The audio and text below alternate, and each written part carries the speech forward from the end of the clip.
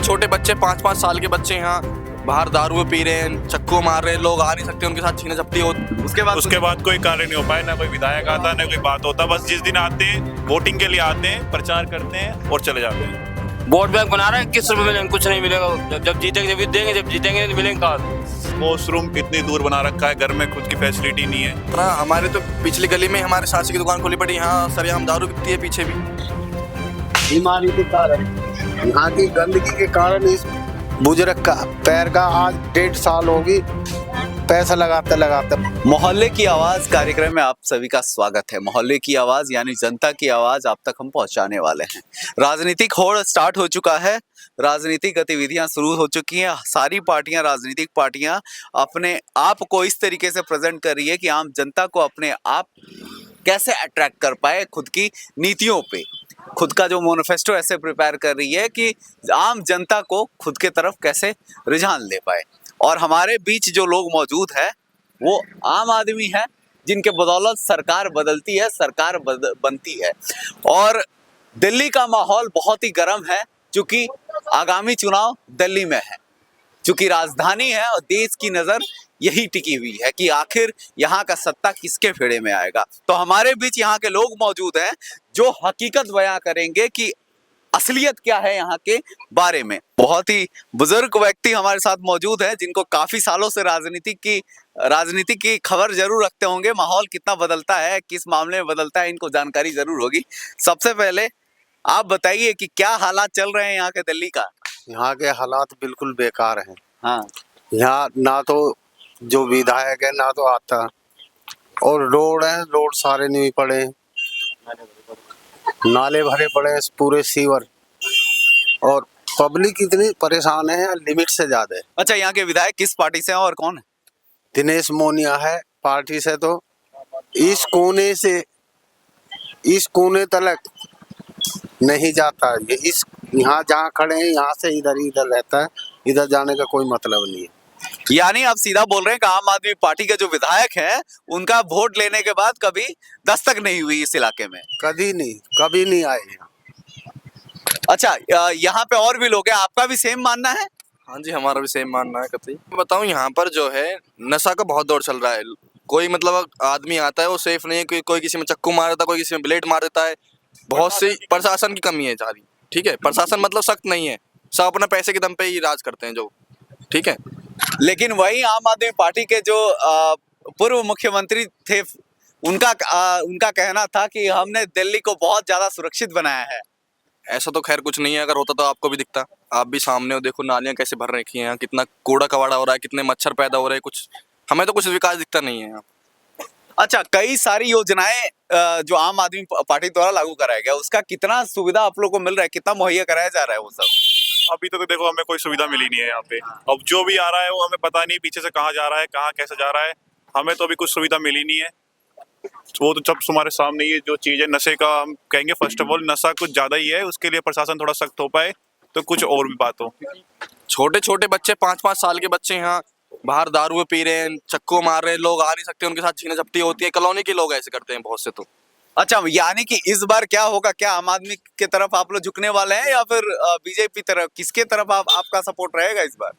देखो जी, हम तो जो हमारे लिए अच्छा काम करेगा हम तो उसके लिए उसकी तरफ ही झुकेंगे, चाहे वो बीजेपी हो, चाहे कांग्रेस हो, चाहे आम आदमी पार्टी हो।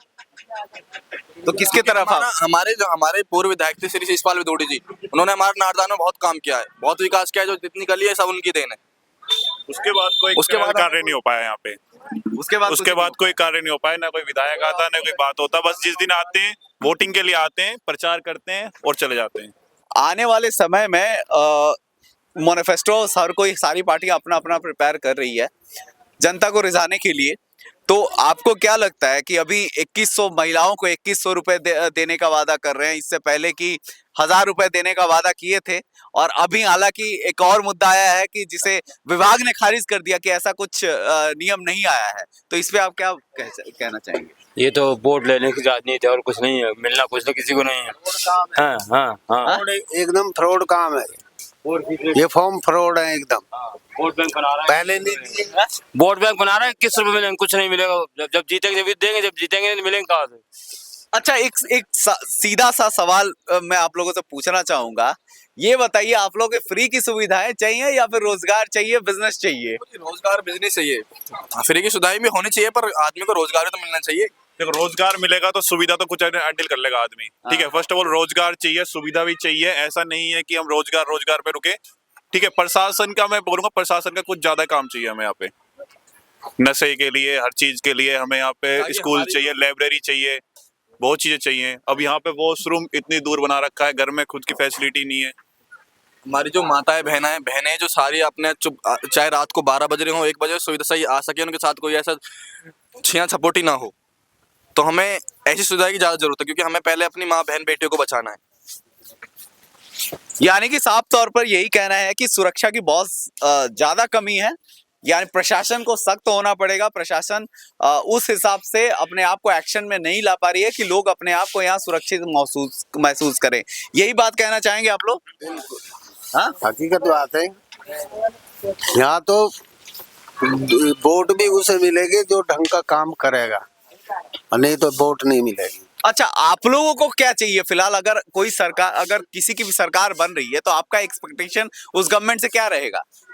देखो हमारे तो पिछली गली में हमारे सासी की दुकान खोली पड़ी, यहाँ सरेआम दारू बिकती है पीछे भी, तो हमारा तो ये एक्सपेक्टेशन रहेगा कि हमें अच्छी सुविधाएं मिले, हॉस्पिटल्स बने, स्कूल्स बने अच्छे, रोड्स अच्छे हो, लाइटिंग लगे, पार्क चाहिए, ये हमें फैसिलिटी चाहिए। एजुकेशन के लिए लाइब्रेरी, स्कूल, वही हो गया ना, तो चाहिए हमें। कोई अभी यहाँ पे हॉस्पिटल नहीं है, मोहल्ला क्लिनिक है, वो इतनी दूर जाना पड़ता है। यहाँ पे कोई फैसिलिटी नहीं है, कुछ नहीं है।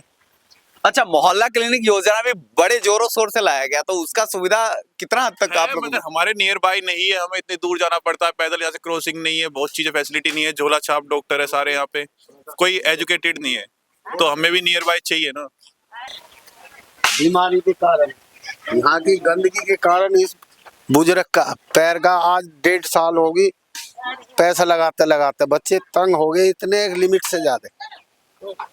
यानी 1.5 साल हो गए, इनका हालात यही है, स्वास्थ्य की सुविधा बिल्कुल नहीं। कोई सुविधा नहीं है यहाँ, कोई सुविधा नहीं मिल रही, और हमारे कुछ बीमार आदमी मर भी गए इसी चक्कर में, यहाँ पे ऐसे हादसे में, मगर यहाँ कोई देखने वाला नहीं है।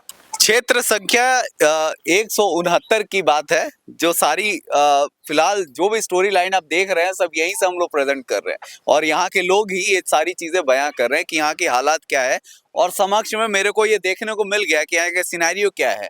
मतलब ये इतनी बुजुर्ग महिला काफी टाइम से पीड़ित है। इनके हालात खोल के दिखा सकते हैं हम, क्योंकि इसके पीछे, बुढ़िया के पीछे कम से कम 2.5-3 लाख रुपया लग गया।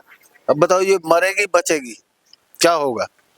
कोई यहाँ देखने वाला डॉक्टर सुनता ही नहीं है कोई सरकारी हॉस्पिटल में, कोई डॉक्टर काम ही नहीं करते कुछ भी, जो यहाँ से जाते हैं। क्यों एडमिशन करने में नहीं, एडमिशन ही तो नहीं हुआ, कोई करता ही नहीं। एडमिशन करता है कि हाँ जी 10 दिन तक लिया तो PCM वगैरह दे दी, ठीक है, दर्द कम हुआ, अगले दिन छुट्टी कर दी।